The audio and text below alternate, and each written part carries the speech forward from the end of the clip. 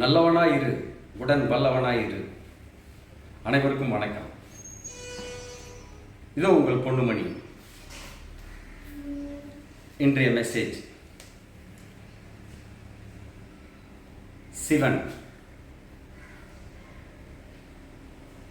சிவன் சொத்து குலநாசம் அப்படின்னு ஒரு வார்த்தை கேள்விப்பட்டிருக்கோம்.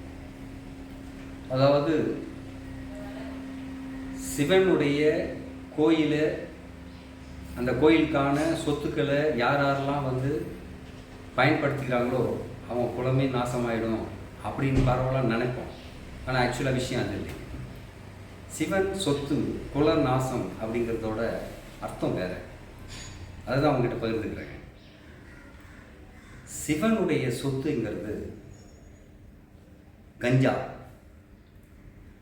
காஞ்சா என்று சொல்லக்கூடிய அந்த கஞ்சா பனிமலையில், இமயமலையில் ரிஷிகள் பலர் அந்த சீதோஷ்ண சூழ்நிலைக்காக மனதை ஒருநிலைப்படுத்தி இறைவனோட தியானத்தில் ஒன்று இருக்க பயன்படுத்துவது சிவனால் பயன்படுத்தக்கூடிய சிவனின் சொத்தானது. அதை அவரை பின்பற்றி அதுக்கு ஏற்றா போல அதை பயன்படுத்துகிறவங்களுக்கு எந்த பிரச்சனையும் இல்லை.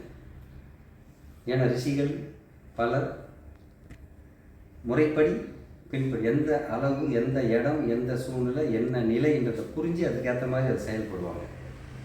அதனால் அவங்களுக்கு எந்த பிரச்சனையும் இல்லை.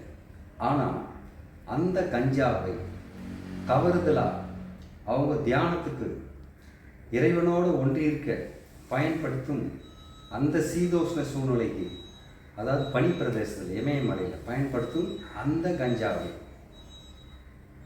சாதாரணமாக தேவையில்லாமல் தப்பானவங்க எல்லாரும் பயன்படுத்தும் போது அவன் குலமே நாசமாக போகும். காரணம், இவன் மென்டல் ஆகிடுறான்.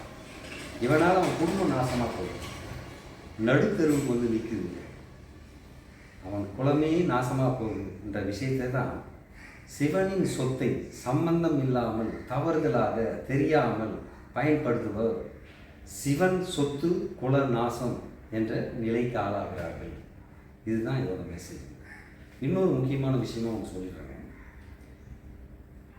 சிவன் வேறு, சிவம் வேறு. சிவன் பத்மான சரதரோட மக்களால் கடவுளாக வணங்கப்படக்கூடிய சிவன். சிவனுக்கு உருவம் உண்டு. சிவத்துக்கு உருவம் அல்ல, உருவம் இல்லை. உருவம் சிவன், அருவம் இறைவன். உருவமற்ற இறைவன் சிவம். அதாவது இறைவன் ஜோதிமயமானவன். சிவம் என்பது இறைவன். அந்த சிவம் ஜோதிமயமானவன். திருவண்ணாமலையில் தீபமாக இறைவன் காட்சி தருகிறான். கடவுளை பார்க்க முடியாது, கண்ணு கூசும். அப்படி பிரகாசமான இறைவன் ஜோதியின் வடிவிலே இறைவனை காணலாம், படைத்த இறைவனை காணலாம் அப்படிங்கிற விஷயத்தை தான் சிவம் என்ற அந்த உருவம் இல்லாமல் ஜோதி வடிவம் அல்ல, ஜோதிமயமான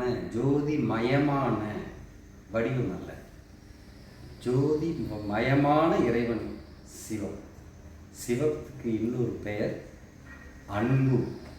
உணர மட்டும் முடியும். உலகில் உள்ள அத்தனை ஜீவராசிகளிடமும் நாம் பார்க்கக்கூடியது, நாம் பழகக்கூடியது, நம்மில் இருப்பது அன்பு. இறைவன் சிவமயமாக அன்பின் வடிவில், அன்பின் நிலையிலே அன்புமயமாக இருக்கிறான்.